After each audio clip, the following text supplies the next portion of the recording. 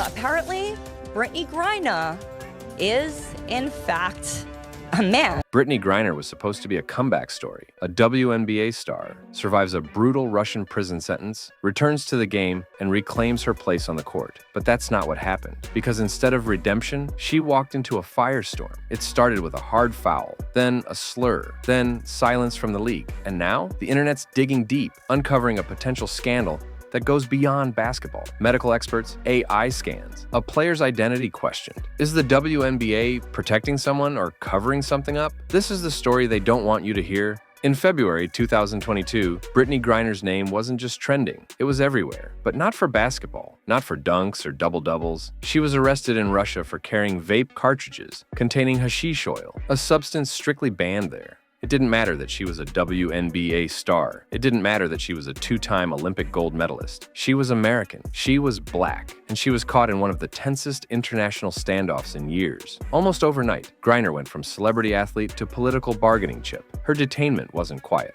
She was held in a grim Russian penal colony, isolated, monitored, and completely at the mercy of a foreign government. Leaked reports painted a bleak picture. She couldn't sit comfortably at the sewing tables, too tall. She had to stand for hours, day after day, while other prisoners worked. Her bed was too small for her 6'9" frame. She'd curl up every night with her legs hanging off cold iron ends. She was sentenced to 9 years. 9. That's the kind of time handed out to hardened criminals for a vape pen. It was a headline tailor-made for outrage, and the world responded. Athletes, politicians, activists, celebrities, they all called for her release. Some demanded diplomacy, others screamed injustice, and behind closed doors, back-channel deals began. Then, December 2022, the unexpected happened. Griner was freed in a prisoner swap deal for Victor Bout, nicknamed the Merchant of Death. He wasn't just any prisoner. He was an infamous Russian arms dealer, convicted of conspiring to kill Americans. And now he was going home, in exchange for a basketball player. The move sparked backlash. Some questioned the priorities.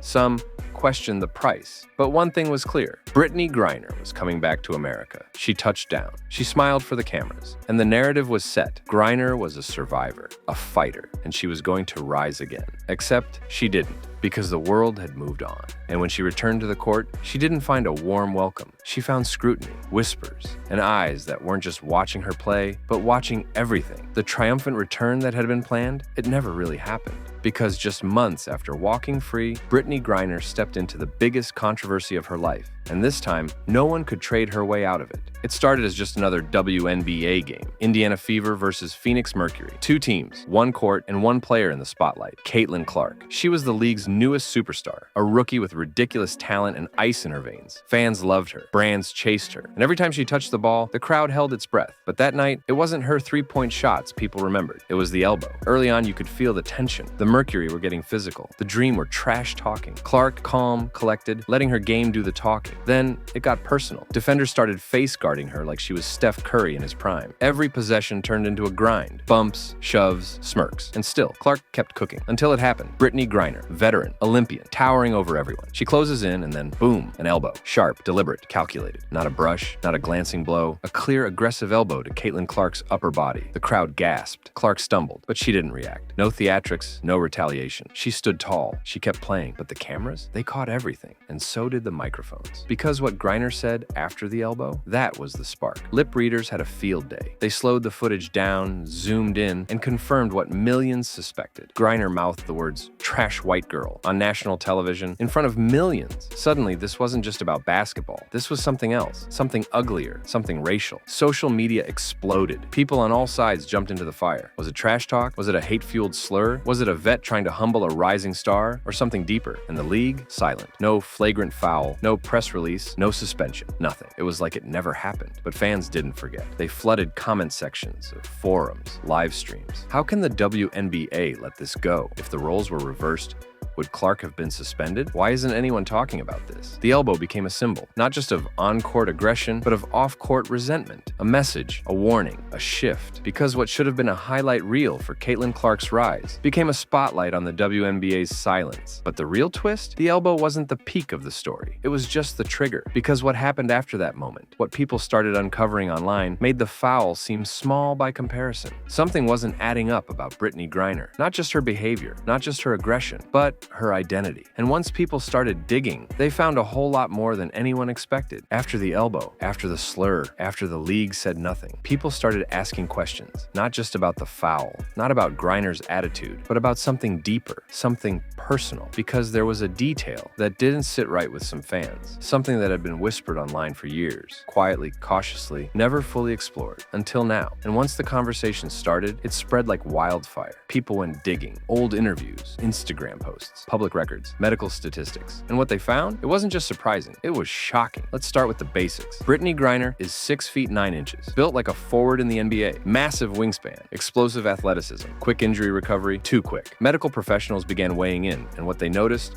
wasn't just opinion, it was science. One orthopedic specialist said, that's not the typical recovery rate for a female athlete, especially not at this level. Others pointed to her bone density, shoulder width, facial structure, and muscle composition, not in a hateful way. This wasn't trolling. These were trained experts analyzing performance and physiology. And their conclusion? Brittney Griner didn't match the biological markers of a typical elite female athlete. And then came the AI Bombshell. Back in 2020, Griner posted a shirtless video on Instagram. Nothing sexual, just raw, casual footage. But here's the twist. Instagram's content filter never removed it. No blurring, no flag, no violation. It stayed up for over 2 years. Now you might be thinking, so what? Here's the problem. Instagram's AI is notoriously aggressive when it comes to female nudity. One slip up, gone. One flagged pixel, blocked. One complaint, shadow banned. So why did Brittney's video stay untouched? Because according to the algorithm, she wasn't flagged as female. Let that sink in. A platform powered by billions of dollars in facial recognition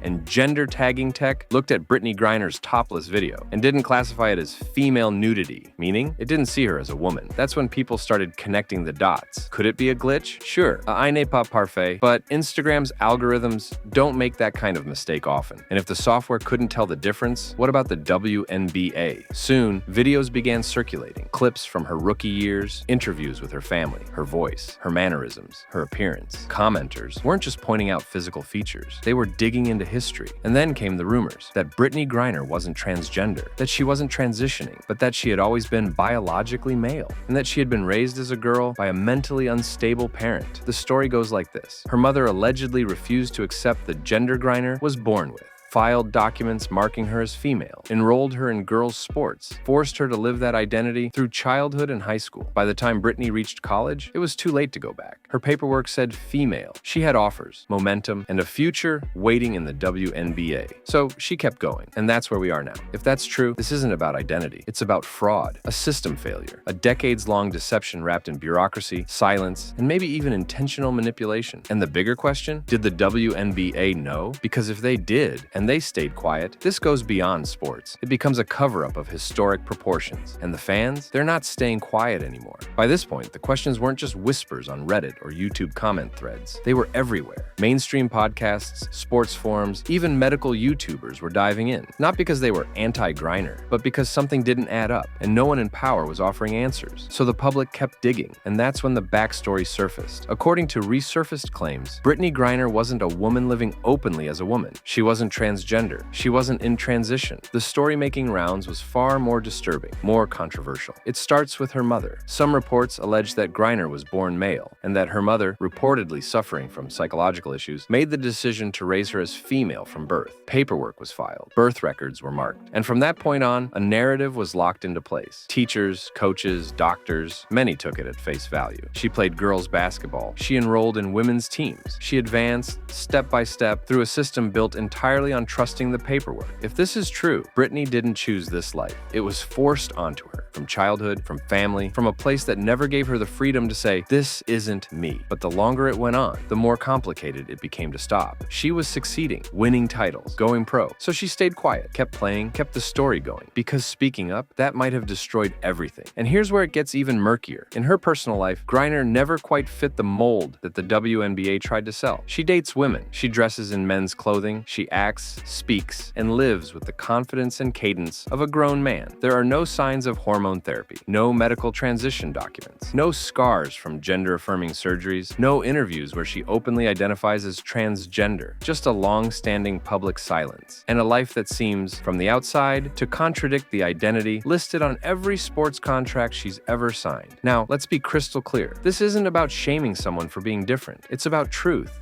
fairness, and whether the league knew. Because in sports, especially women's sports, the rules around gender and biology exist for a reason: to protect the integrity of the game, to ensure a level playing field. And if Brittney Griner had unfair physical advantages, ones her competitors didn't have, and if she wasn't biologically eligible to compete under league rules, then this isn't just a personal story, it's a professional scandal. Some say the WNBA looked the other way, that as long as Griner brought headlines, sold tickets, and boosted visibility, they weren't going to ask the hard questions. Others believe they knew all along and stayed quiet to avoid a media meltdown. But the more fans started piecing it together, the more the silence felt strategic, as if a whole system had been built on a foundation no one wanted to inspect. And if it crumbles, so does everything the league built around her. This wasn't just a player living a quiet life. This was an entire sports organization potentially built on a false identity, protected by silence, fear, and an unwillingness to confront the truth. And the deeper you look, the harder it becomes to believe this is just a coincidence. Now let's stop pretending this is just about one player, because once all the speculation started, once the medical questions were raised, once the AI scans hit the internet, everyone turned to the same place, the WNBA. And what did they do? Nothing. No comment, no press release, no investigation, not even a generic "we stand by our athletes" tweet. Just silence, heavy, calculated. And in today's media world, silence is a strategy. It's not a mistake, it's a message. Let's be brutally honest. If Caitlyn Clark, the clean-cut crowd favorite rookie, had been the one to throw that elbow, if she had dropped a slur, if she had even hinted at targeting someone based on race, identity, or gender, the league would have exploded. Suspensions, media outrage, fines, there'd be emergency press conferences and apology tours. But when it's Brittney Griner, the league looks away. Why? Because she's not just a player, she's one of their main pillars. She's been the face of the league, the activist,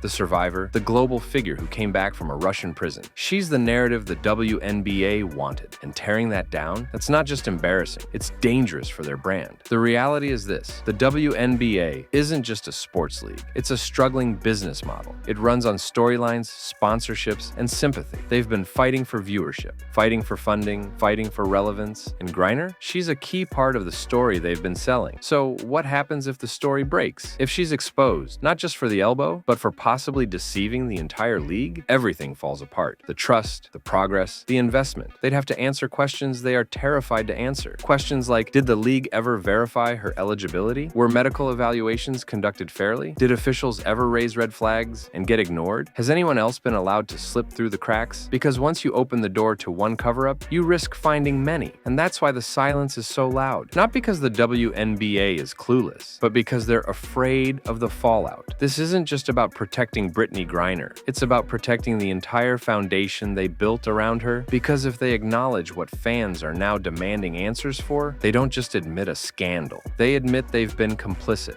And let's not forget something critical. This league is supposed to represent fairness. It's a space where female athletes can thrive without being overshadowed, where women's sports can be respected, elevated, and celebrated. But if they're letting one player compete with an unfair advantage, whether that's due to biological differences, protected identity, or administrative ignorance, that dream gets tainted, not by outside criticism, but by their own decisions. So ask yourself this: why wouldn't the WNBA speak up? Why not get ahead of the controversy with facts? Why let speculation spiral out of control? The answer is as simple as it is chilling, because maybe the speculation is true. And if it is, this isn't just a scandal. It's a collapse of trust in women's sports. Let's cut the fluff. If what fans and experts are saying is even partially true, then we're not just dealing with a controversy. We're staring down a legal disaster that could blow up the entire WNBA structure. Because if Brittney Griner's biology doesn't meet the eligibility standards of the league, and the WNBA either knew, suspected, or never properly verified it, then this goes from a PR problem to potential sports fraud. Yes, you heard that right. Fraud. And that word, it has teeth. First, let's talk fairness. If an athlete has a biological advantage in a league designed exclusively for women, that's not just bending the rules. That's breaking the very reason women's leagues exist. Imagine this: a high school girl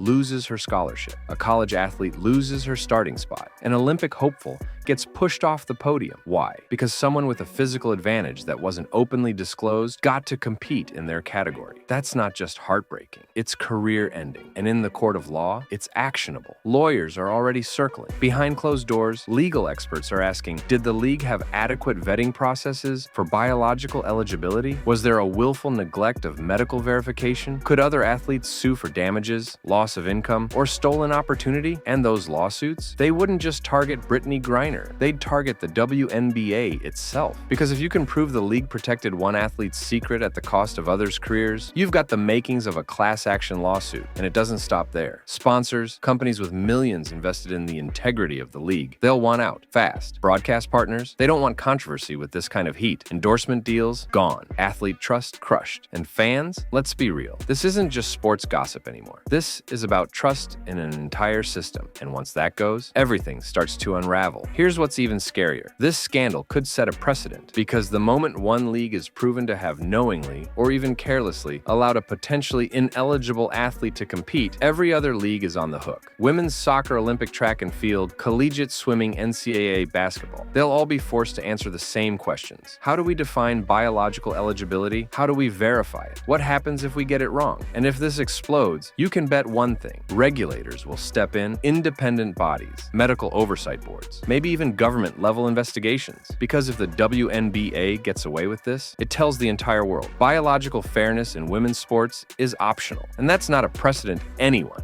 athlete or fan, can afford. Now zoom back to Caitlyn Clark, the rookie who got elbowed on national TV, who took a slur and said nothing, who didn't fight back, who stayed classy while the league ignored the chaos. If even one of the claims about Griner holds weight, Caitlyn didn't just get disrespected on the court. She got systemically failed by the referees, by the league, by every person who looked the other way and said, it's just part of the game. It's not. Because if the playing field isn't fair, it's not a game anymore. It's a lie. If Brittney Griner is the league's past, Caitlyn Clark is its future. And that right there, that's the problem. Because her story isn't just about skill, it's about disruption. It's about a shift in power. And for some people in the WNBA, that shift is threatening. Caitlyn Clark didn't sneak into the league. She kicked the door open. Her college games broke records. Her highlights went viral. She made women's basketball trend like never before. She brought in the casual fans, the doubters, even the haters who tuned in just to see what she'd do next. By the time she stepped onto a WNBA court, she wasn't just a rookie. She was a phenomenon. And the league, they needed her. Let's not sugarcoat it. Before Caitlyn Clark, most WNBA games didn't fill the lower bowl. Merch sales were sluggish, TV numbers were flat, and mainstream media coverage barely a blip. But Clark changed the math. Suddenly, the WNBA was news. Sold-out arenas, record-setting ticket demand, primetime ESPN slots, celebrities courtside, all because one player, a 22-year-old white girl from Iowa, was now the face of a league that had been fighting for visibility for over 2 decades. And not everyone liked that, because behind the scenes, there's a cultural undercurrent, a quiet but powerful tension inside the WNBA. Let's talk about it. The league is made up predominantly of black women, many of them outspoken, activists, veterans, hardworking athletes who've been grinding for years with minimal recognition. Then Clark arrives, and immediately, boom, the media spotlight shifts. Sponsorships roll in, brands go all in. Fans can't get enough. It's not just that she's good, it's that she's being treated like she's the only one who matters, and that stings. You've got players who've been dominating for a decade saying, where was this love when we were balling out? Why didn't we get chartered flights? Why didn't we make the cover of Sports Illustrated? It's not always said out loud, but you can feel it. The resentment, the bitterness, the jealousy. And that's where the elbow comes in. Because maybe, just maybe, that hit from Griner wasn't just a personal foul. Maybe it was symbolic, a warning. You're not welcome here like you think you are. You don't get to skip the line. We built this, and now you're stealing it. Caitlyn Clark didn't ask for any of this. She didn't campaign for the spotlight. She didn't manufacture the media frenzy. She just showed up, played her game, and let the results speak for themselves. But to some of the league's veterans, it didn't matter. She represented something they couldn't control. And worse, she became a reminder of everything they had to fight for, that she now seemingly receives on a silver platter. Here's the truth. Caitlyn Clark didn't bring racism into the WNBA. She revealed it, not by what she said, not by what she did, but by the way her mere presence reshuffled the power dynamic of the league. That's why she gets shoved harder. That's why the fouls don't get called. That's why the media debates if she deserves the hype, even as she continues breaking records. She's not just playing basketball. She's navigating resentment, identity politics, and a league that's divided about what it wants to be. And the worst part? She's doing it alone. Because when she gets fouled, no one steps in. When she gets slurred, no one defends her. When she gets targeted, the league shrugs. Why? Because protecting Caitlyn Clark might mean alienating the veterans, the old guard, the players the league has backed for years. So instead, they stay silent. And that silence, it's not just cowardice, it's strategy. This isn't just a scandal. This is a reckoning. Because what started as a hard foul turned into a slur, turned into silence, turned into suspicion. And now, it's turned into a national conversation about the integrity of women's sports. So, here's the question everyone's too scared to ask. What if this doesn't go away? Because let's be clear, this isn't just about Brittney Griner anymore. It's not even just about Caitlyn Clark. This is about a league that's been fighting to survive for decades, fighting for respect, fighting for pay, fighting to be taken seriously. And now, in the middle of that fight, comes a scandal so big, it threatens to undo everything. Because if the WNBA stays silent, if they let this story rot in the shadows, if they continue to pretend it's just trash talk, if they ignore what medical professionals, AI systems, and fans are screaming, then they're not just complicit, they're finished. Sponsors are watching, advertisers are holding their breath. Parents of young female athletes are asking the hard questions. Is this league even safe? Is it still fair? Why does no one speak up? And maybe the WNBA thinks this will blow over, that the news cycle will move on, that people will forget, but this time they won't. Because what fans see now is not just one mistake, it's a pattern, a culture of silence, a league protecting its stars at the expense of its soul. Think about what this moment represents. A league with everything to gain, risking it all for the comfort of silence. A rising star being punished not for anything she did, but for what she represents. A veteran player possibly hiding the truth of their identity while competing at the highest level. A scandal so deep, so layered, it could change how women's sports are structured forever. This is bigger than basketball. This is about trust, about transparency, about whether women's leagues will stand for fairness even when it's hard. Because if they won't, why should fans, sponsors, or future athletes believe in it? So what now? Does the WNBA finally speak? Do they launch a real investigation? Do they protect Caitlyn Clark and finally acknowledge the growing danger? Or do they double down, protect Griner, ignore the fans, and hope the noise fades? Here's the truth. You probably already know what they're going to do. But the real question is this: what are you going to do about it? Are you going to scroll past like this doesn't matter? Or are you going to demand better? Because if you care about fairness, if you care about truth, if you care about the future of women's sports, then don't stay quiet. Speak up. Final call to action. Natural style. Drop your thoughts in the comments. Hit the like button if you think this league owes fans some real answers. And if you haven't already, subscribe. Because trust me, this story, it's not over. Not even close.